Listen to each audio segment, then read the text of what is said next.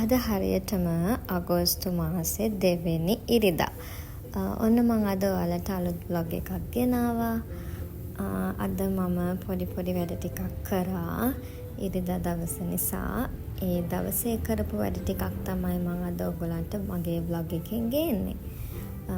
ඉදිරියටම රැඳිලා ඉන්න, මොකද අද අපේ ගෙදරට අමුත්තු වගේක් ආවා. ඉතින් ඒගොල්ලන්ට ට්‍රීට් කරේ කොහොමද කියලා මම ඔයාලට වීඩියෝ එක ඉස්සරහින් පෙන්නනවා. ඒක නිසා දිගටම වීඩියෝ එක එක්ක රැඳිලා ඉන්න.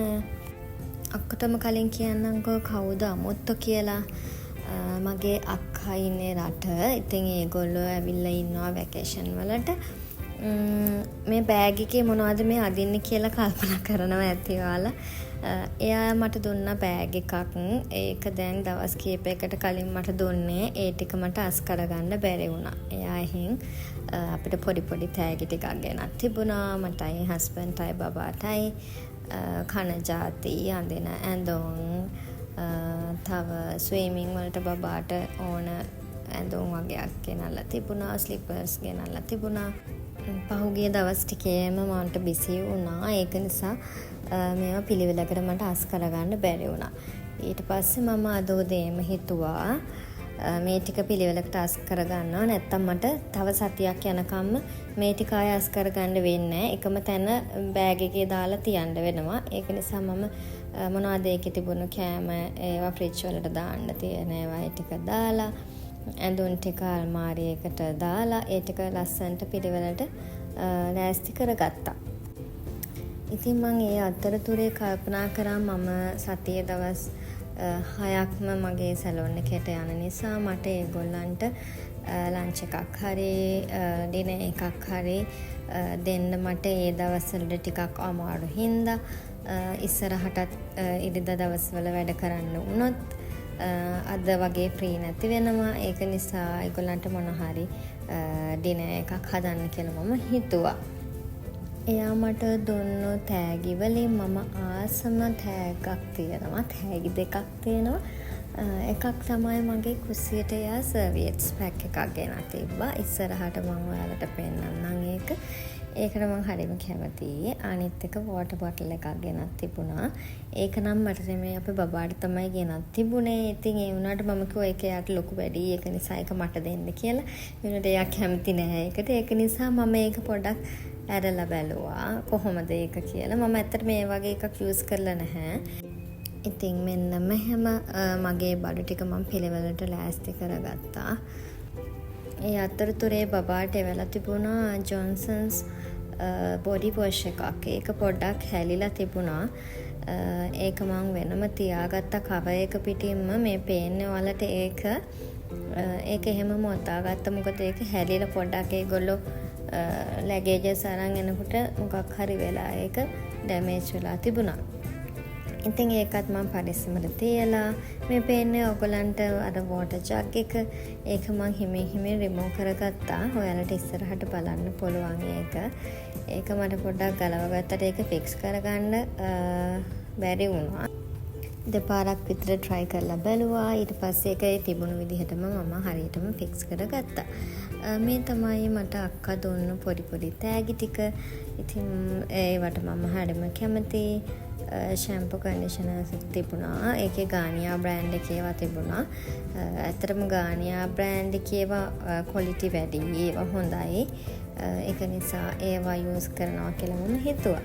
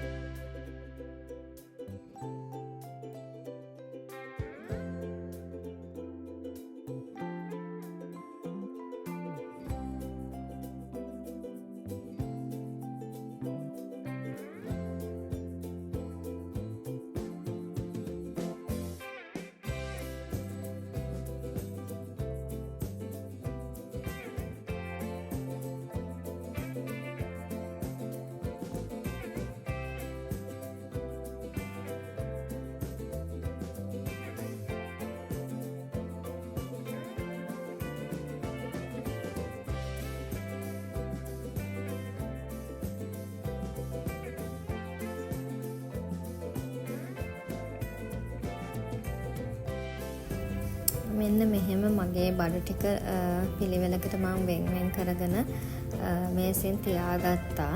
ඊට පස්සේ මම බෙඩ්රූම් එකට ගියා. ඒකේ තිබුණ බෙඩ් ෂීට්ස් බෙඩ් කවර්ස් ඔක්කොම රිමූව් කරලා හොදන්න දැම්මා. දාලා ජනෙල් පොඩ්ඩක් ඇරලා තිබුණා. මේ අතරතුරේම කියන්නම්කෝ මගේ channel එකට ගොඩක් අය subscribe කරලා තිබුණා. messages දාලා තිබුණා. එතකොට මම දන්නේ නැති දේවලුත් මම ඒගොල්ලන්ගෙන් ඉගෙන ගත්තා. ඉතින් ඔක්කොටම thank you very much. ඕගොල්ලන්ගේ lovely comments වලට සමහර අයගේ channel වලට මම එකතු වුණා. ඔයගොල්ලෝ බලන්න මම කමෙන්ට් එකක් දාන්නම් ඔයගොල්ලන්ගේ වීඩියෝස් වලට අනිවාර්යයෙන්ම. මම හැම සතියකම ඉරිදට මගේ බෙඩ් කවර්ස් බෙඩ් ෂීට්ස් මාරු කරනවා අනිවාර්යයෙන්ම. ඇත්තටම එහෙම චේන්ජ් කරාම මාඩම සනීපයි ඇඟට ඔයගොල්ලන්ටත් දැනෙන්නේ නැතිනේ ෆීලින් එක කියලා මං හිතනවා. මට බෙඩ් කවර්ස් දානවා නම් අනිවාර්යයෙන්ම නූලක්වත් එහෙට මෙහෙට වෙන්නේ නැති වෙන්න හරියට තියෙන්න ඕන. ලස්සනට පිළිවෙලට. මම ඒකට හරිම ආසයි. නීට් එකට තියෙනවා. ඒ අතරතුරේම මගේ රෙදි තිබුණා හොදපු ඒවා වේලලා මේ වගේ ලොකු කූඩයකට මම ඒ ටික දාගන්නවා. එතකොට හැමතැනම නැහනේ ගෙදර නමන්න තියෙන රෙදි. ඒක නිසා ඒ ටික ඔක්කොම ඇඳට දාලා පිළිවෙලට ඒව නමා ගත්තා.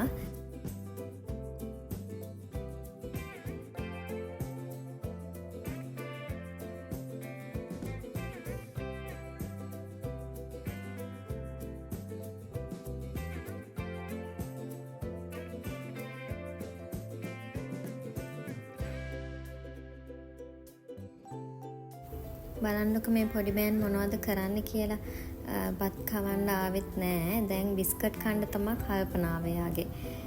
ඊට පස්සේ බිස්කට් එක අරගෙන කොහොම හරි කෑවා. ඔයාලා ගෙදර තියෙනවද මේ වගේ බබාලා? බත් කන්න නැති බිස්කට් කන බබාලා? කමෙන්ට් එකක් දාන්නකෝ. එහෙම බබාලා ඉන්නවද කියලා. බත් කනවා හරි හොරයි. ඒ වුණාට බිස්කට් නම් කනවා. ඒ වගේ සුවඳත් බලනවා. ඒව සුවඳයිද මොන බිස්කට් එකද කන්නේ කීකී තමයි අහන්නේ මේ. මං කව කැමති එකක් ඔයා කන්න කියලා. ඉතින් දවසම කෑවේ නෑ. එක එක ජාති කකා හිටියා. මෙන්න මේ වගේ පොඩි දඟයොත් ඉන්නවද ඔයාලට කියලා කමෙන්ට් එකක් දාන්න. මේ පොඩි රැක් එක මම ගත්තේ CIB එකෙන්. ඒකේ මම මගේ හෑන්ඩ් බෑග්ස් ටික තියලා තියෙනවා. මට ලොකු හෑන්ඩ් බෑග් කලෙක්ෂන් එකක් නැහැ. මගේ අක්කා මට බෑග් එකක් මේ පාරේදී අරගෙන ඇවිල්ලා තිබුණා. මට ඊට අමතරව හෑන්ඩ් බෑග්ස් දෙකක් තියෙනවා. ලන්ච් බෑග් එකක් තියෙනවා. ඒ ටික තමයි තියෙන්නේ. මම මෙතන මගේ තියෙන ෆ්‍රොක්ස් ටික ඔක්කොම හැංගර්ස් වල දාලා එල්ල ගන්නවා. එතකොට මට තියෙන ෆ්‍රොක්ස් ටික බලා ගන්න පුළුවන්. අනිත් ඇඳුම් නම් ඔක්කොම අල්මාරියේ දාලා තියෙන්නේ. ටී-ෂර්ට්ස්, ඩෙනිම්, ස්කර්ට්, බ්ලවුස් ඒ වගේ ඒවා. මේකට මම ගත්තේ මේක මට ඇත්තටම මේක පහසුයි මගේ ඇඳුම් ටික දාගන්නත් පුළුවන්. පොඩි වෙන්නේ නැති වෙන්න අයන් කරලා වුණත් මට එකකින් දාගන්නත් පුළුවන්.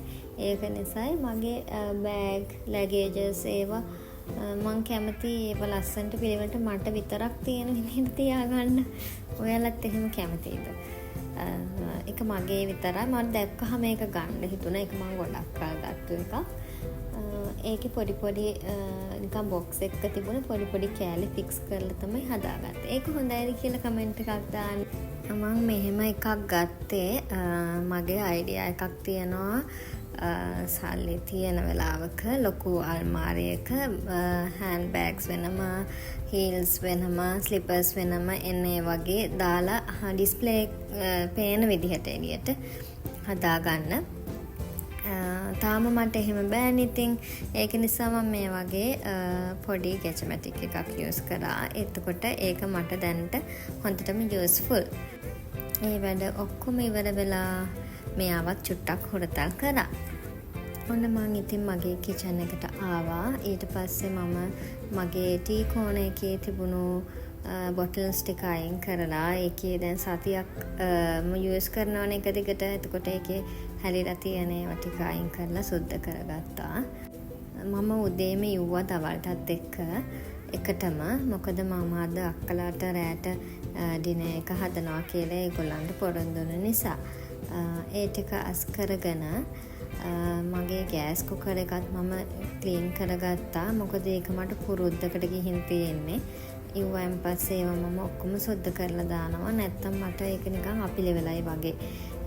එතන තෙල් විසි වෙලා තියෙන්න පුළුවන්, කෑම හැලිලා තියෙන්න පුළුවන්.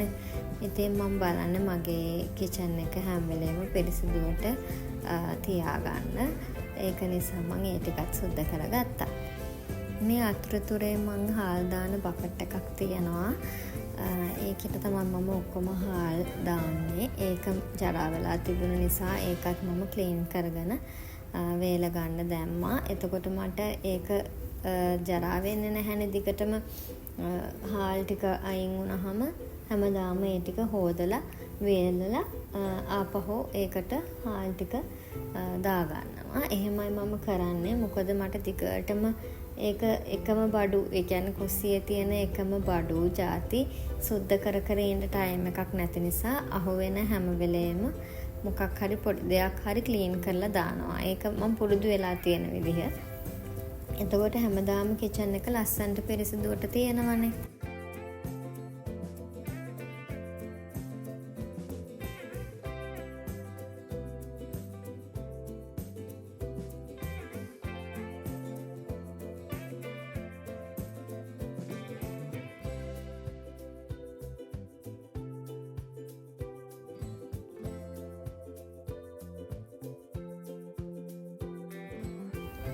මේ අතරතුරේම මම ඕන අයිස්ක්‍රීම් කප්, එතකොට පිඟන්, කෝප්ප, හැඳි, ඒවා ඔක්කොම කියන කෑම අරින භාජන ඒවා ඔක්කොම හොදගත්තා. එකවරම හොදලා ඒවා වේලෙන්න තිබ්බා මම.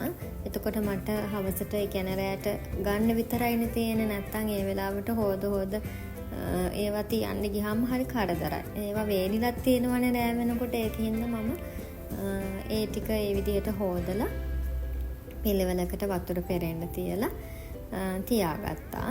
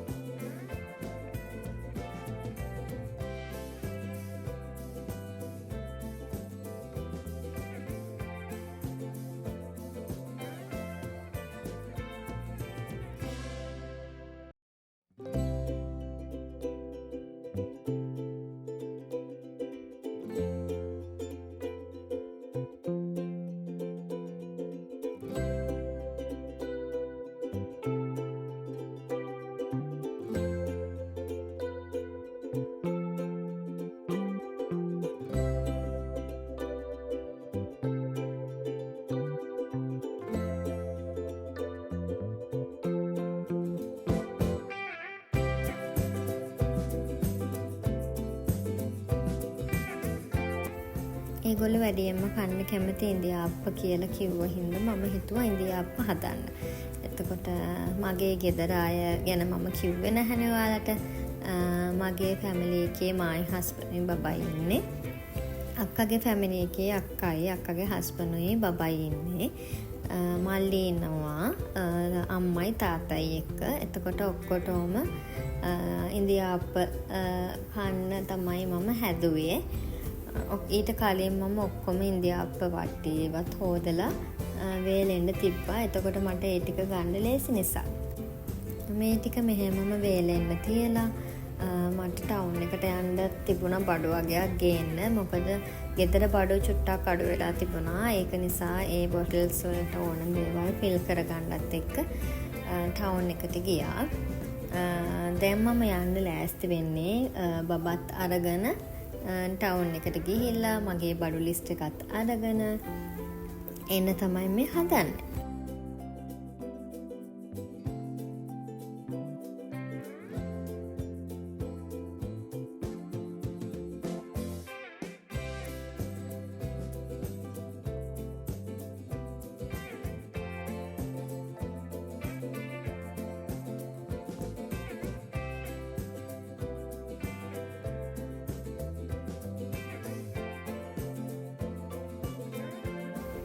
ඔන්න ඉතින් මම ටවුන් එකට ගිහින් බඩු ටික ගත්තා ඕන ඒවා.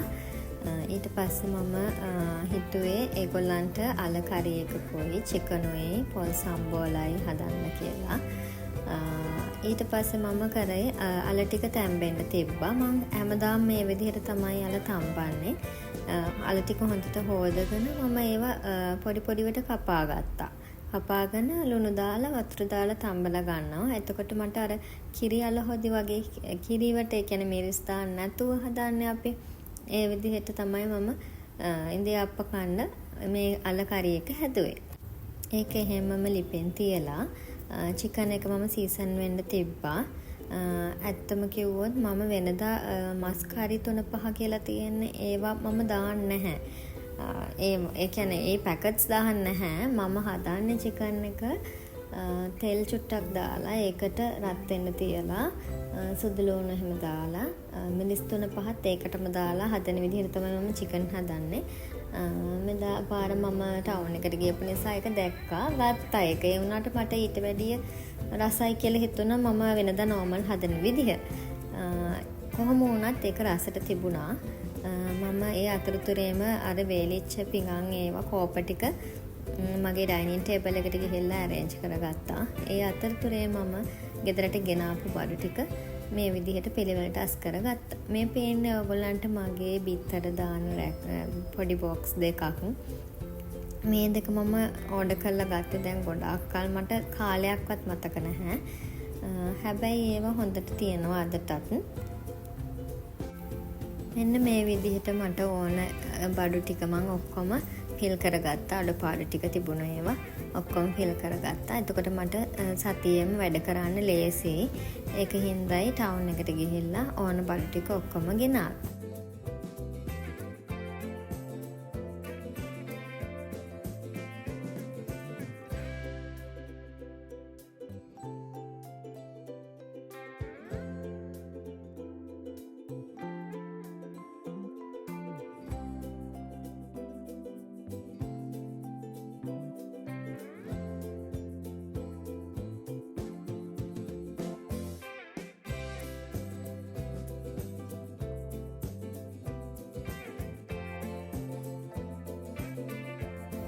මම මේවා එකින් එකට දානකොට ඒ වගේ එක්ස්පයර් ඩේට් එක බලනවා. මොකද සමහර කඩවල් වල තියෙන ඒවා එක්ස්පයර් වෙලා නැත්තම් ළඟදී එක්ස්පයර් වෙනවා. ඒක නිසා අනිවාර්යයෙන්ම ඒ දේ මම කරනවා.